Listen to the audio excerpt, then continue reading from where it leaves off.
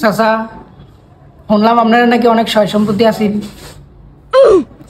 সয় সম্পত্তি তো বাজান আমরা দাদার আমলে আছি।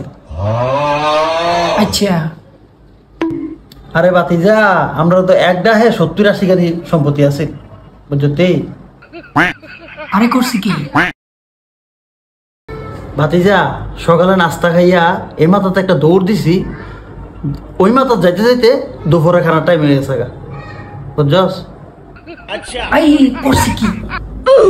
আমরা গোয়ালো যে গরুড়ি আছি এখন না 300 মন না। আরে করছি কি?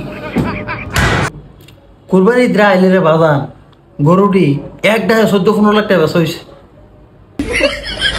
চাচা অনেক দিনে কয়ডি হইতে পারে? কমপক্ষে 14-15 কোটিতে হইব। আও কি কোন চাচা? দুনো চাচাবাতি জানে কি গপ লাগাইলেন? তুই কি বুঝবি ফলাফল মানুষ।